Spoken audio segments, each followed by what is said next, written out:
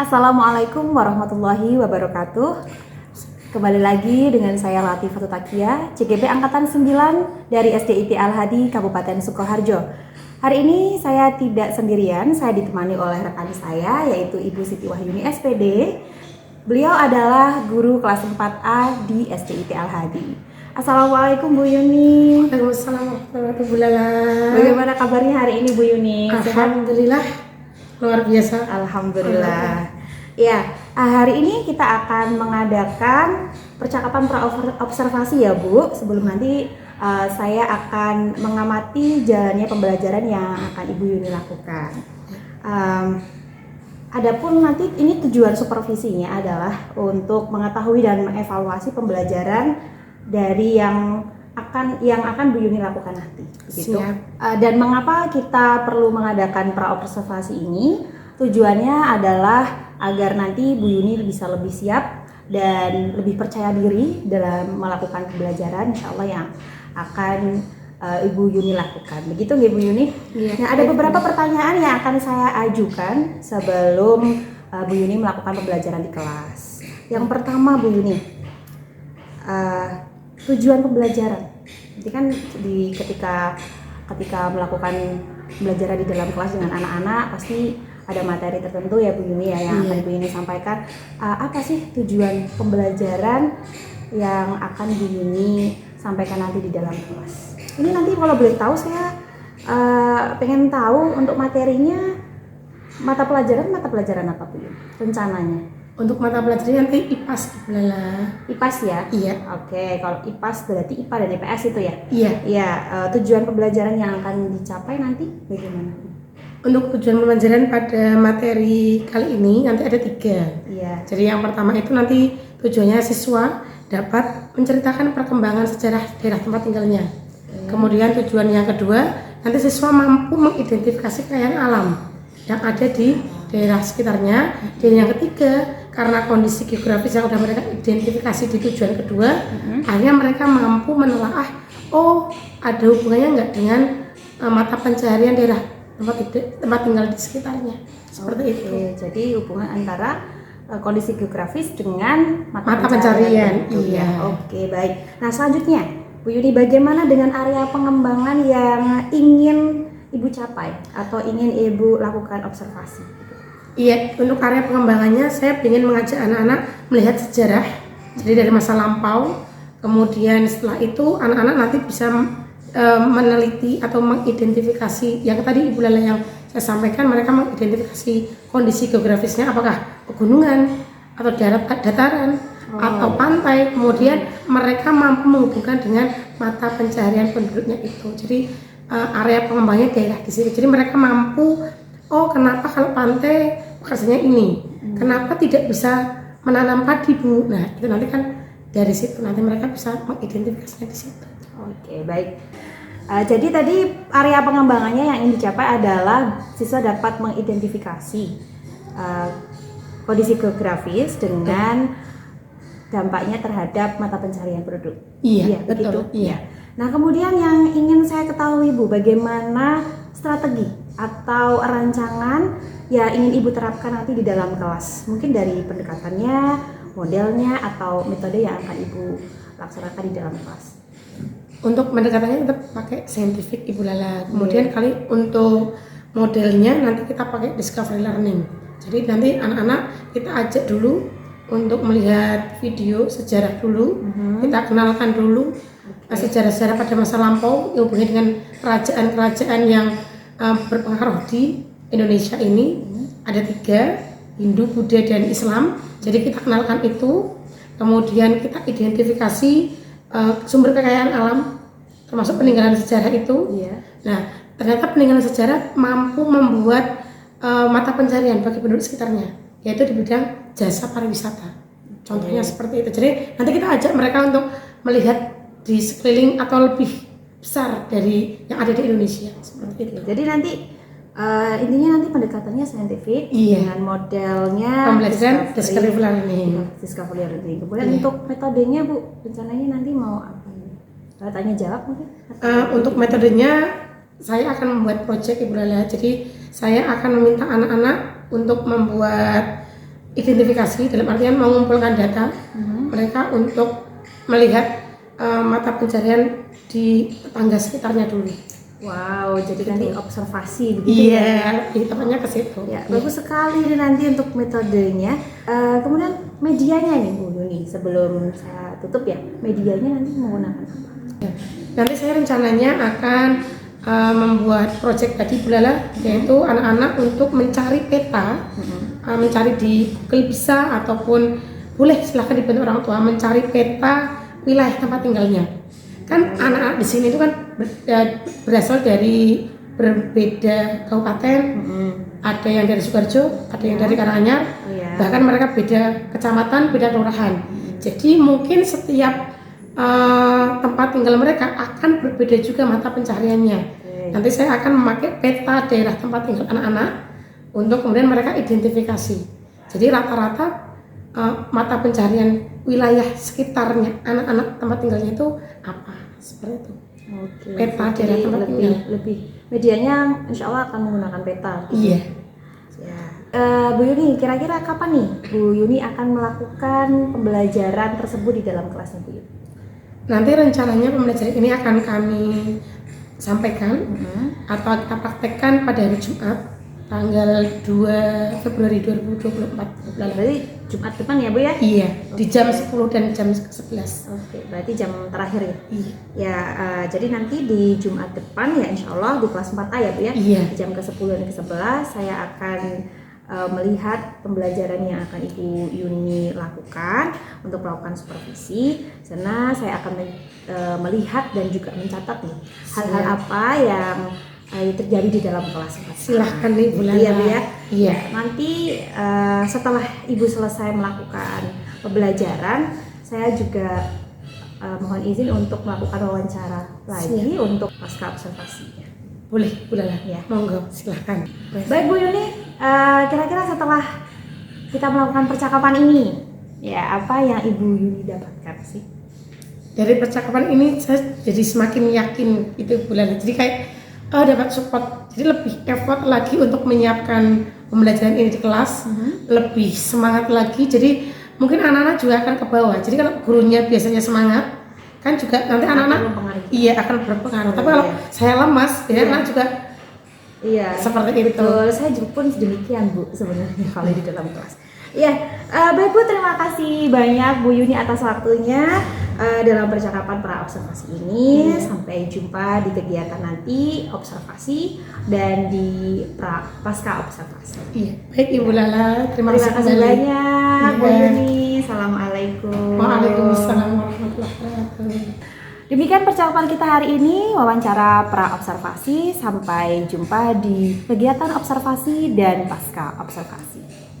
Assalamualaikum warahmatullahi wabarakatuh. Waalaikumsalam warahmatullahi wabarakatuh.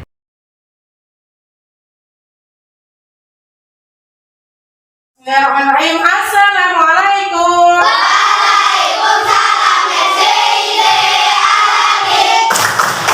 Cerdas, beriman, berkarakter, pada diri kita bangga. Selamat siang anak-anak soleh dan solehah semuanya. Selamat siang Bu Yuni. Bagaimana kabar hari ini? Baik semua ya? Alhamdulillah. Luar biasa. Allahu Akbar. Oke. Ya, siapa hari ini yang tidak hadir? Yang tidak hadir, Akif Lanika Kinara. Oke, ada 3 siswa ya. Mungkin kenapa ada tahu alasannya Mas Sadam? Sakit ya? Ya, sakit seperti kemarin Mbak Lanika ternyata masih menjalani operasi dan kita doakan semoga Mbak Lanika segera pulih, sehat kembali, bisa berkumpul, belajar bersama kita bersama-sama di sini. Itu ya Nak ya. Yuk kita doakan dulu dengan baca bersama-sama Al-Fatihah, semoga dengan Al-Fatihah kita Mbak Lanika segera bisa sembuh kembali. Yuk menunduk kepala sebentar, kita doakan untuk Mbak Lanika. Berdoa mulai. Berdoa selesai. Oke, anak-anak, sebelum kita mulai pembelajaran pada siang hari ini, mari kita menyanyikan salah satu lagu nasional kebanggaan kita, lagu Lagu Negeri yang akan dipimpin oleh Mbak Zara. Yuk, silakan Mbak Zara. Jiwa raga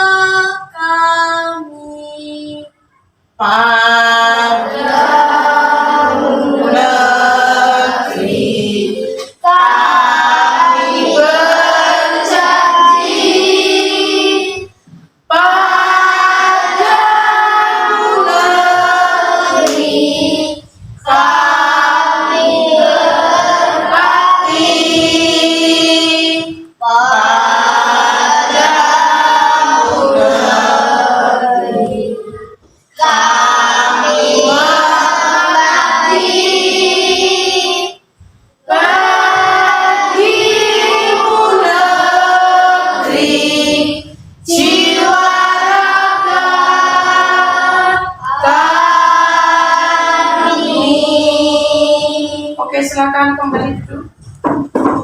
Baik anak-anak, pada siang hari ini kita akan belajar tentang daerah tempat tinggal di sekitar kita. Mungkin kalian tahu, oh kenapa daerah sini dinamakan Sapen Sukoharjo. Kemudian di daerah sebelah barat kita ada kota Surakarta. Kenapa disebut daerah Surakarta? Kemudian sebelah timur kita ada Kabupaten Karanganyar. Nah, pada hari ini kita akan belajar tentang bagaimana cerita asal mula daerah tempat tinggal kita. Kemudian siapa sajakah tokoh yang memiliki peran dalam perkembangan daerah tempat tinggal kalian. Selanjutnya, apa sajakah hal yang berbeda dari daerah tempat tinggal kalian di masa lalu dan masa sekarang. Yang terakhir, mengapa kita harus menjaga peninggalan sejarah kebudayaan kita. Itu ya. Nah, selanjutnya kita akan belajar yang pertama tentang, nah ini, tahukah kalian bahwa salah satu faktor perkembangan daerah kalian adalah karena adanya pengaruh dari perkembangan kerajaan-kerajaan zaman dahulu. Oke, Bu ini mau bertanya dulu. Kalian tahu nggak salah satu kerajaan-kerajaan yang pernah kalian dengar atau kalian ketahui? Siapa yang tahu, silakan angkat tangan. Oke, Bu Faira, apa Anda? Kerajaan Kutai. Kerajaan Kutai, sip, bagus. Apa lagi? Denaya. Kerajaan Sriwijaya. Oke, Mbak Arjani. Kerajaan Samudra Pasai. Apa? Samudra Pasai. Oke, Samudra Pasai, Mas Abias. Kerajaan Majapahit. Oke, sip, cukup ya. Jadi itu tadi bahwa kalian itu tahu bahwa kita, tempat tinggal kita ini ada pengaruhnya dari kerajaan-kerajaan pada masa lampau, pada masa lalu. Oke, next selanjutnya. Nah ini, jauh sebelum menjadi negara kesatuan Republik Indonesia, wilayah Indonesia itu sebelumnya belum menjadi NKRI. Kalian tahu kapan kita merdeka? Tahun berapa? 1945. Tanggal 17. Nah, berarti sebelum tanggal itu kita ngapain, Bu? Negara kita belum jadi wilayah satu, tapi terpecah. Iya. Dari apa? Sebuah kerajaan, gitu ya. Nah, selanjutnya kita akan ini kerajaan-kerajaan di Indonesia itu dipengaruhi oleh 3 budaya. Yang pertama ada bercorak Hindu, yang kedua ada bercorak Buddha, kerajaan yang bercorak Buddha, yang terakhir adalah kerajaan yang bercorak Islam. Oke, tadi ada yang nyebutin kerajaan Kutai. Kira-kira kalian tahu nggak kalau kerajaan Kutai itu tempatnya di mana ya? Kalian tahu? Kutai itu di mana coba? Kerajaan Kutai. Sebut aja, nggak apa. Salah nggak masalah. Yuk, mana? Hindu. Letaknya di mana? Letaknya di mana? Kutai itu di mana toh? Benar, kerajaan Kutai itu kerajaan Hindu pertama. Tapi kalian tahu nggak letaknya di mana? Di mana Mbak Arjani? Aceh? Gasan? Di mana? Cirebon. Oke, masih belum tepat ya. Jadi Bu ini sampaikan kerajaan Kutai adalah kerajaan Hindu pertama di Indonesia. Letaknya ada di, nah ini, di mana? Di Kalimantan Timur. Seperti di peta yang sudah kalian kerjakan, sudah ada peta wilayah Indonesia. Jadi kerajaan Kutai itu tepatnya ada di provinsi Kalimantan Timur. Sudah paham? Sudah ya. Jadi kerajaan Kutai adalah kerajaan Hindu pertama yang ada di Kalimantan Timur. Siapa nama rajanya yang pertama? Yuk, ada yang tahu? Raja siapa? Boleh buka buku, boleh. Yuk, siapa? Ayo, coba. Siapa? Pas Gasan? Sultan Malik. Hindu, Sultan Malik. Ayo siapa? Oke, Mas Adam. Kudung. Ya, ini raja yang pertama adalah Raja Kudung yang terkenal. Siapa coba? Bu Faira. Mulawan Marwan. Sip. Yuk, selanjutnya. Ini Bu Yuni akan membahas yang pertama kerajaan bercorak Hindu. Yang pertama tadi kita udah bahas Kutai, letaknya di Kalimantan Timur. Raja pertama Kudungga, dan yang paling terkenal adalah Raja Mulawarman. Kemudian peninggalan sejarahnya apa, Bu? Peninggalannya dia meninggalkan prasasti atau stupa yang berbentuk tugu batu bertuliskan huruf Pahlawa. Itu ya, di buku sudah ada, anak-anak bisa melihatnya di situ. Yuk, selanjutnya kita akan membahas kerajaan bercorak Hindu yang kedua, yaitu kerajaan apa ini anak-anak? Kerajaan Tarumanegara. Letaknya di mana, dia tahu? Jawa Barat, tepatnya di kota Bogor. So, coba anak-anak lihat di peta, kira-kira tahu ya Jawa Barat di mana ya? Berarti dari tempat wilayah kita ada di sebelah mana? Sebelah barat atau sebelah timur? Sebelah barat dari provinsi Jawa Tengah. Jadi ada di daerah Bogor, Jawa Barat. Raja yang pertama siapa namanya? Dan yang terkenal pendirinya siapa? Purnawarman. Kemudian ada peninggalan sejarah. Di sana ada prasasti kebun kopi, prasasti jambu, dan lain sebagainya. Ya, yuk kita lanjutkan. Yang ketiga, ini masih bercorak Hindu, ada Kalingga. Ini next dulu ya. Nah, ini kerajaan Hindu yang selanjutnya ada Mataram Hindu. Nah, ini kalian pasti tahu. Letaknya di mana? Jawa Tengah. Ya, Jawa Tengah. Raja yang terkenal siapa? Sanjaya. Jadi Bu ini ceritakan dulu. Mataram itu ada dua, nak. Ada Mataram Hindu dan Mataram Buddha. Cirinya apa, Bu? Cirinya kalau Mataram Hindu, dia meninggalkan sebuah peninggalan sejarah yang bisa kalian lihat sampai sekarang. Apa itu? Candi Prambanan. Jadi kalau Candi Prambanan itu berarti dia bercorak Hindu. Tetapi jika Mataram, kerajaan Mataram yang bercorak Buddha, dia meninggalkan peninggalan sejarah berupa Candi Borobudur. Tahu ya bedanya ya? Jadi kalau kerajaan Mataram Hindu, dia meninggalkan apa? Tapi kalau Mataram Buddha, Candi Borobudur. Rajanya, Bu, kalau Hindu, rajanya itu ada dinasti Sanjaya, tapi kalau di Mataram Buddha ada dinasti Shailendra. Bisa dimengerti? Beda ya. Jadi kalau Sanjaya itu berarti dia Mataram Hindu, kalau Shailendra berarti bercorak Buddha atau Mataram Buddha. Sampai di sini paham? Paham. Oke. Ini lanjutkan. Selanjutnya ini masih sama. Ini ya. Nah, ini yang paling terkenal ini. Ada di Jawa Timur. Di sebelah timur wilayah kita. Ada kerajaan Kediri, Singosari, dan Majapahit. Tadi ada yang menyebutkan Bu Majapahit, Bu ya. Ini untuk Kediri, Bu langsung saja. Kalau Kediri itu nama rajanya yaitu Jayabaya dan Kertajaya. Di situ ada peninggalannya. Kemudian Singosari ada Ken Arok dan Kertanegara. Kemudian untuk Majapahit ini ada Raden Wijaya dan Hayam Wuruk yang paling terkenal. Seperti itu ya. Nah, sudah anak-anak. Jadi di sini jangan lupa kerajaan Majapahit ini menjadi sumber atau dia menciptakan sebuah kitab ya, kitab Negara Kertagama karangan siapa? Empu Prapanca. Kata Pancasila diambil dari kitab ini. Oke, masih ingat pembelajaran Pancasila? Masih. Kata Pancasila berarti 5 sila atau 5 dasar, 5 asas. Masih ingat? Masih ya? Oke. Yuk selanjutnya.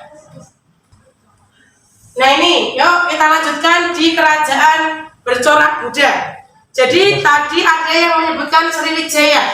Ya, Sriwijaya pusat kekuasaannya daerahnya di mana? Ada yang tahu? Iya, Sumatera Selatan. Berarti dia masuk di pulau apa, Nana? Pulau Sumatera. Betul sekali. Nah, di situ ada nama rajanya, yaitu yang paling terkenal adalah Raja Balaputra Dewa dan si Sang Rama Wijaya. Kemudian tadi Bini sudah menjelaskan sedikit menyinggung masalah Mataram Buddha. Jadi Mataram Buddha, dia dinastinya adalah Shailendra. Ada rajanya Raja Banu, Wisnu, Indra dan Samara Tunggal. Itu ya. Yang paling terkenal adalah Candi Borobudur untuk peninggalannya. Selanjutnya kita bahas di kerajaan yang ketiga. Kerajaan bercorak Islam. Tadi ada yang menyebutkan apa tadi? Samudra Pasai. Itu letaknya di mana coba? Pusat kekuasaannya di mana? Di Aceh. Kenapa di Aceh? Ayo, ada yang masih ingat? Kenapa di Aceh? Iya, karena tempat berlabuhnya para pedagang. Betul sekali. Jadi para pedagang yang mau berlayar, mereka singgah dulu di Aceh, ya kan? Kemudian mereka ikut menyebarkan agama Islam. Ingat, masih ingat nggak? Ini sempat menyampaikan Islam masuk ke Indonesia dibawa oleh siapa? Para pedagang dari mana? Pedagangnya? Arab, Persia, dan ayo, masih ingat Arab, Persia dan coba di buku dibuka. Ayo, di buku dibuka, ada enggak? Ada enggak? Dan Gujarat Arab. Itu ya. Terus selanjutnya, yo, di sini tadi ada nama raja, ada yang tadi beli dengar suara Bu Sultan ketika rajanya Kutai. Tadi siapa? Mbak Mikaela? Sultan siapa tadi? Sultan siapa?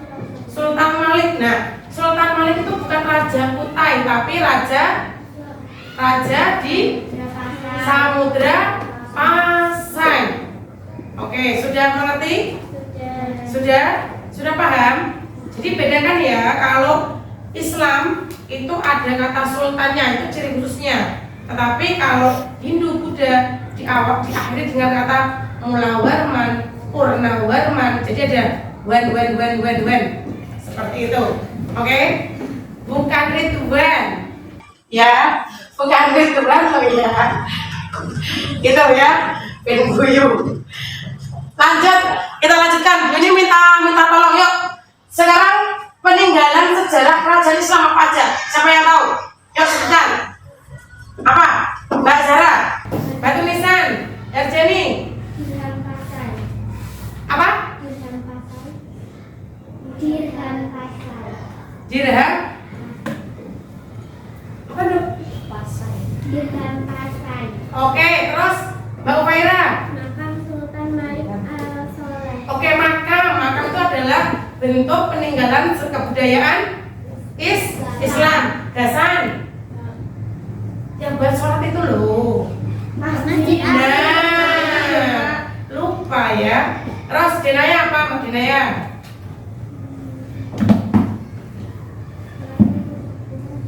Oke, keraton juga termasuk bentuk peninggalan kerajaan Islam. Yuk, selanjutnya. Ini lanjut aja ya. Ini udah ternyata tidurnya. Nah, ini salah satu bentuk peninggalan ya nak ya. Nah ini peninggalan masa kerajaan Hindu Buddha yang pertama. Ini ada yang tahu ini gambar apa? Candi apa? Yang benar. Candi apa? Ya benar. Borobudur atau Prambanan? Ayo, yang pasti, ayo. Candi apa ini? Candi apa ini? Candi apa ini? Apa iya? Ini adalah salah satu bentuk bangunan Candi Prambanan. Ragu kalian tadi ya? Jawabnya saya yakin gitu ya. Yuk lanjut. Jadi bangunan ini tujuannya dibuat untuk memuliakan seseorang nak. Jadi pada zaman dahulu para raja itu membuat sebuah candi gunanya untuk memuliakan seseorang yang telah mati berasal dari keluarga raja atau orang yang terkemuka. Pernah nggak kalian masuk ke dalam candi? Belum pernah? Virus Mas ini belum pernah? Oke, berarti besok kalau pas liburan minta ke Candi Prambanan ya sama orang tua ya. Lihat aja, jadi walaupun itu mungkin kalian melihatnya membosankan Bu, tapi itu penuh dengan sejarah. Jadi kalau kalian pernah masuk di dalam candi itu ada patung banyak, makanya masuk biar kamu tahu patungnya banyak karena setiap candi itu ada patungnya sendiri. Jadi pintu yang menghadap ke timur itu udah patung sendiri, menghadap ke utara itu patungnya sendiri, ke barat sendiri, ke selatan juga sendiri. Sudah ada patungnya sendiri. Patungnya apa Bu? Nanti cari tahu dengan orang tua. Itu ya. Yang belum pernah ke candi mungkin bisa diagendakan untuk liburan selanjutnya ngajak orang tua ke candi biar nggak ke pantai terus ya. Gitu ya. Jadi di sini itu fungsinya mungkin kalau dalam Islam itu seperti makam. Jadi di sini itu fungsi bangunan ini untuk memuliakan seseorang. Candi itu dibuat dengan tujuan untuk memuliakan seseorang yang telah mati, tapi hanya dari keluarga kerajaan atau orang yang terkemuka. Gitu. Paham ya? Tujuan dibuatnya candi ya.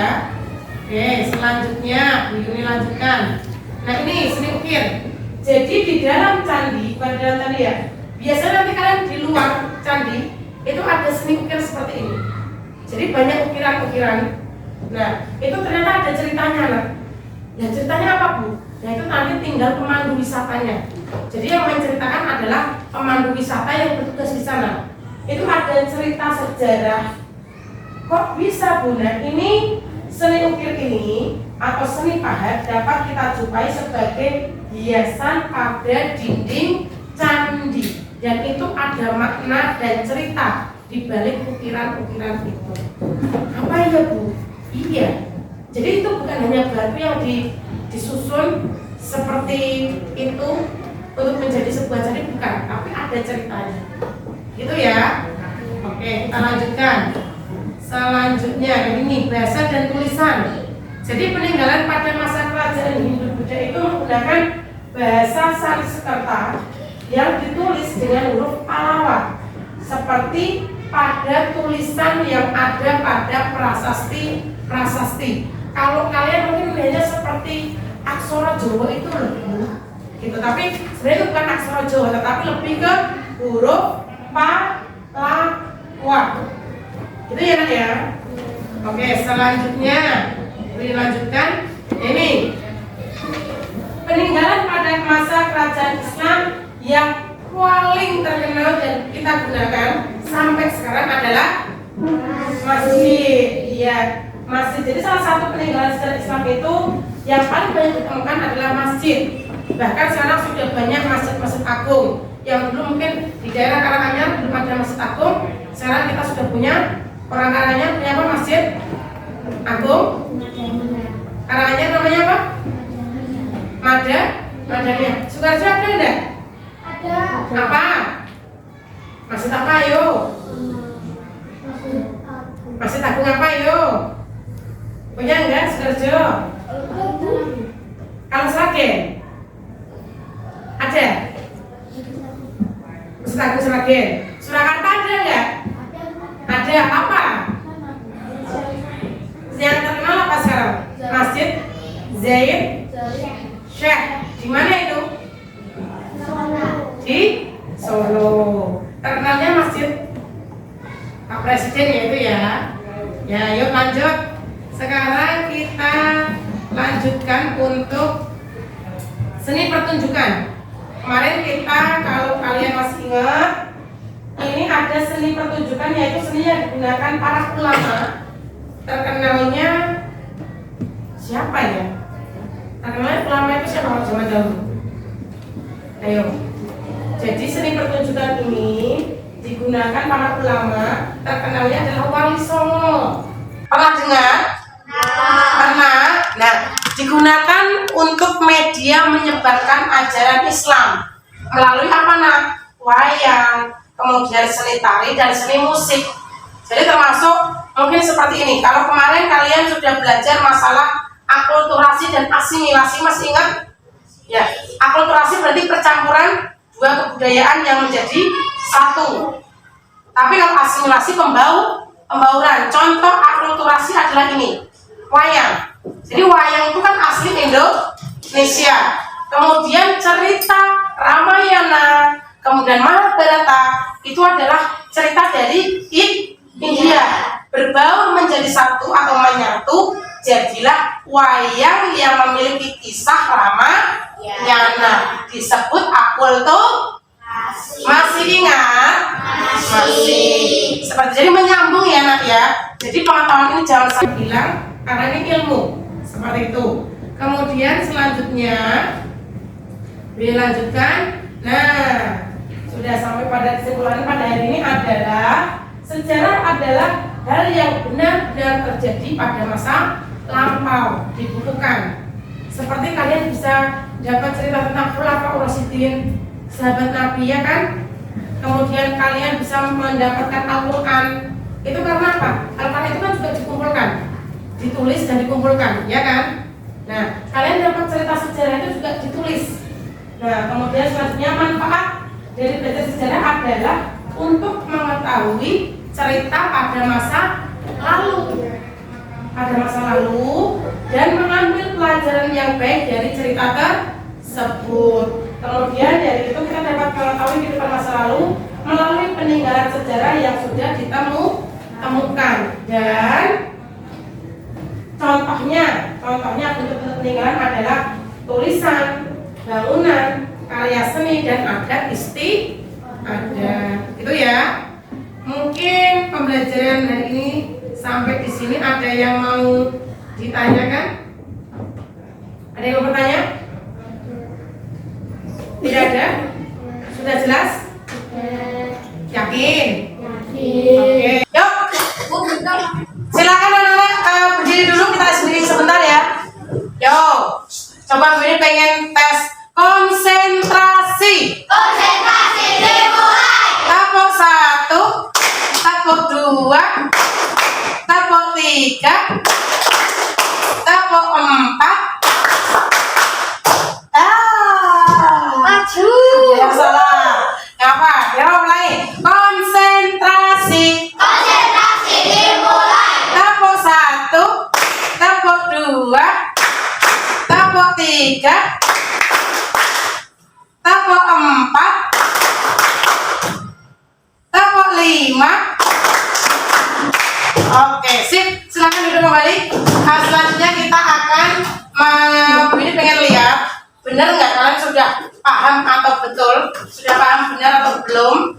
Bu ini pengen lihat kemampuan kalian. Silakan ditulis jawabannya saja di dalam buku tulis. Anak-anak silakan mengerjakan soal yang sudah Bu ini berikan di layar monitor.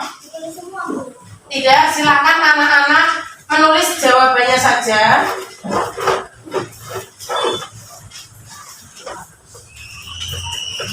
Jawabannya yang aku. Oke, coba ya. Bu Yuni bacakan soal yang pertama. Sudah siap belum? Belum? Silakan anak-anak pahami soalnya. Kemudian anak-anak cukup tulis jawabannya saja. Itu ya.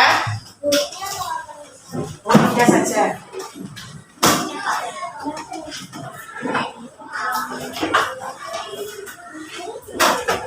Sudah siap? Belum?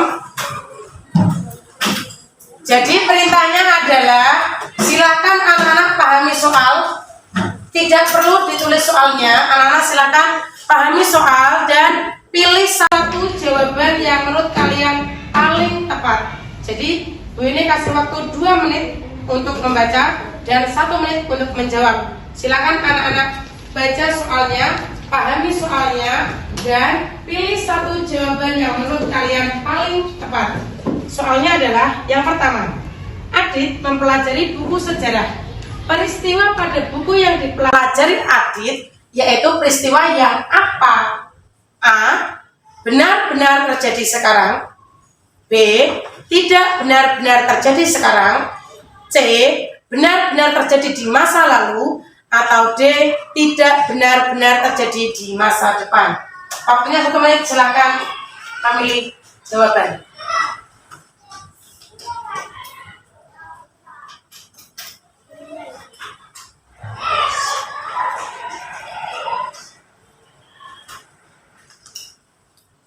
Sudah? Soal yang kedua. Siap? Siap ya? Soal yang kedua, Ibu guru menyampaikan kepada siswa kelas 4 bahwa belajar sejarah dapat memberikan manfaat. Berikut ini salah satu manfaat belajar sejarah bagi siswa yaitu A. Menebak kejadian di masa depan. B. Mengambil pelajaran baik dari cerita. C. Menemukan harta karun yang terpendam. Atau D. Mensejahterakan masyarakat setempat. 1 menit, silakan untuk memilih jawaban yang paling tepat.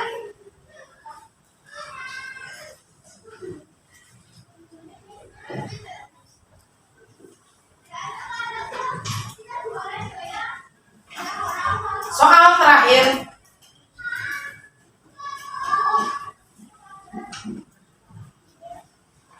Ya, soal terakhir yaitu tempat kediaman raja beserta keluarga dan juga berfungsi sebagai pusat kegiatan pemerintahan. Ulangi ya, tempat kediaman atau tempat tinggal. Kediaman itu tempat tinggal raja dan keluarganya dan juga berfungsi sebagai pusat kegiatan pemerintahan disebut A. Keraton, B. Batu nisan, C. Masjid, atau D. Candi.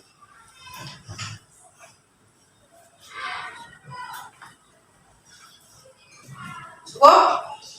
Oke, silakan ditukar dengan temannya. Kita cocokkan jawabannya sekarang.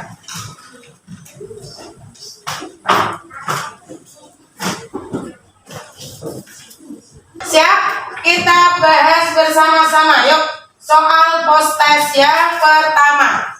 Yuk, silakan Mas Adam untuk dibacakan soal nomor 1 dan jawaban pilihan jawabanmu. Yuk. Adit mempelajari buku sejarah. Peristiwa pada buku yang dipelajari Adit yaitu peristiwa yang Jawabanmu C. C. Berarti benar-benar terjadi pada masa lalu. Benar atau salah? Benar. Berarti jawabannya adalah C. Sip. Bagus. Yuk, yang kedua. Silakan Mbak Arjani dijawab. Dibaca dan dijawab soalnya. Guru menyampaikan kepada siswa kelas 4 bahwa belajar sejarah dapat memberikan manfaat.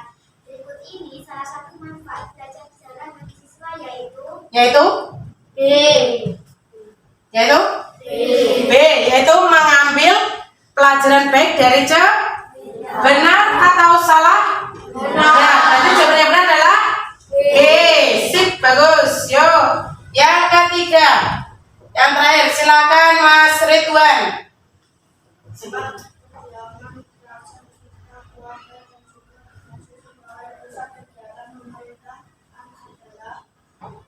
Jawabanmu adalah Candi. apa, Mas Ridwan? Jawabanmu? Jawabannya adalah A, yaitu keraton. Benar atau salah? Benar atau salah? Benar atau salah? Siapa yang jawab A? Angkat tangan. Siapa yang jawab B? Angkat tangan. Siapa yang jawab C? Siapa yang jawab D? Angkat tangan. Jawaban yang tepat adalah A. Oke, sip. Itu ya. Betul ya? Tadi candi apa toh tempat orang yang sudah meninggal? Beda kan ya? Tadi jadi di sini ada penekanan anak-anak. Perhatikan semuanya dulu sebentar ya. Di sini ada penekanan tempat kediaman atau tempat tinggal raja dan keluarganya. Ada tambahan juga berfungsi sebagai pusat kegiatan pemerintah. Berarti apa? Zaman dulu namanya keraton. Kalau candi itu tempat makam. Itu ya, orang yang sudah meninggal. Bisa dipahami? Bisa. Oke. Gimana? Tambah ilmunya hari ini? Oke. Lebih mengerti? Oke, lebih paham? Oke. Gimana pembelajaran hari ini, menyenangkan? Terima kasih kan? Asik lah. Gitu ya. Mungkin pembelajaran ini silahkan dikembalikan dulu pada temannya.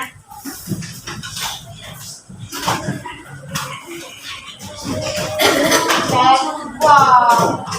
Mati. Ya. Jadi baik anak-anak, mungkin cukup sekian pembelajaran ini pada siang hari ini. Semoga dapat memberikan manfaat bagi anak-anak serta menambah wawasan, ilmu pengetahuan, dan yang pasti bisa kalian lebih paham lagi, gitu ya. Jadi lebih menghargai budaya kita, bisa menjaga kebudayaan kita tanpa meninggalkan adat istiadat dan kebudayaan kita. Baik anak-anak, cukup sekian pembelajaran ini pada siang hari ini. Semoga bermanfaat bagi kalian, menambah wawasan dan ilmu pengetahuan. Allahumma amin. Oke, silakan untuk doa pulang, silakan dipimpin. Siapa hari ini yang memimpin? Oke, Mbak Azalin, silakan dipimpin untuk doa pulang.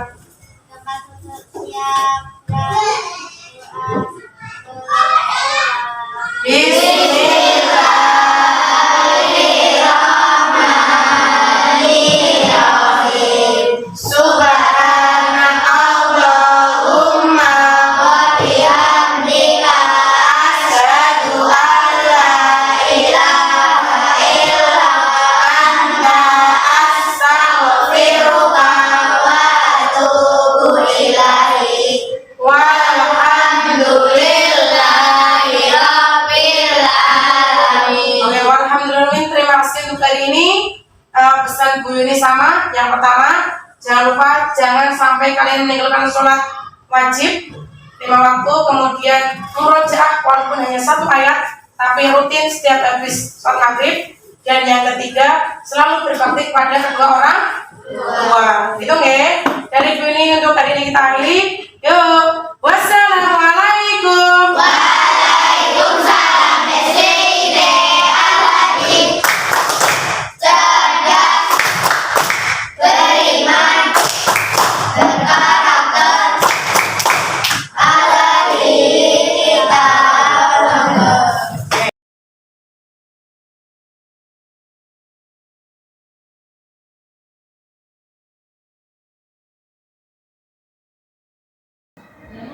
Assalamualaikum Bu Yuni. Waalaikumsalam warahmatullahi wabarakatuh, Ibu Lala. Iya, alhamdulillah kita ketemu kembali ya Bu ya di kegiatan pasca observasi.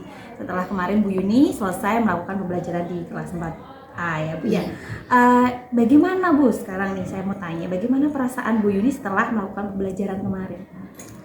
Untuk perasaannya sudah lega, tetapi masih ada sedikit ganjalan gitu Ibu Lala. Jadi belum puas rasanya. Belum puas, tapi sudah lega, sudah melakukan pembelajaran. Iya. Tapi ada hal-hal Yang masih kurang. mengganjal ya. Iya. Oke. Berarti saya mau tanya nih, hal apa sih yang kurang itu? Sudah sesuaikah pembelajaran yang sudah Ibu lakukan kemarin dengan RPP yang Ibu buat? Apakah tujuan pembelajarannya sudah tercapai atau belum? Coba diceritakan Bu. Kalau untuk kegiatannya sudah sesuai atau belum sudah, tetapi memang ada beberapa rancangan yang tidak sesuai dengan RPP yang saya buat. Itu dikarenakan ada beberapa siswa yang dia ternyata belum paham pengetahuan tentang indikator-indikator yang harus mereka capai. Kemarin kan saya menyampaikan ada 3 indikator. Ternyata dari 3 itu mereka sebagian baru paham di 2 indikator. Indikator yang ketiga saya merasa belum puas sama hasil pengetahuan anak-anak seperti itu. Jadi kemarin hanya ada 2. Ada 2 dari tujuan 3 yang tercapai ya Bu ya. Iya. Jadi ada 1 yang belum ya begitu. Iya, Ya. betul. Kendalanya apa Bu? Jadi untuk kendalanya itu ternyata masih ada beberapa anak-anak yang belum mampu Ibu Lala, belum mampu untuk mengaitkan tentang kekayaan alam, kondisi geografis yang berhubungan, yang berpengaruh kepada keanekaragaman mata pencarian penduduk sekitarnya. Jadi mereka masih kok bisa Bu ada hubungannya? Kenapa? Jadi mereka belum paham sampai situ. Mereka mampu untuk sudah bisa mengidentifikasi sejarah masa lampau sudah. Kemudian mereka kekayaan alam Indonesia sudah. Tapi ketika itu saya kaitkan, saya tarik kembali kepada hubungan dengan mata pencaharian, pekerjaan orang di daerah sekitar mereka, tempat tinggal mereka, mereka masih bingung, belum mampu untuk melaksanakan kegiatan itu. Oke, jadi kalau kaitannya, jadi masalahnya di kaitannya ya. Iya, antara betul sekali. apa namanya kondisi geografis dengan Mata pencarian, itu. iya. Tapi kalau dari masing-masing ini mereka sudah paham ya. Iya, kalau sendiri-sendiri mereka sudah, iya. Oke. Dari itu evaluasi ini ya Bu ya, berarti kan sudah melakukan evaluasi. Iya. Apa yang perlu Ibu tingkatkan? Kalau untuk yang perlu ditingkatkan mungkin cara saya Ibu Lala, cara saya untuk menyampaikan materi ke anak-anak, untuk memahamkan pengetahuan anak-anak.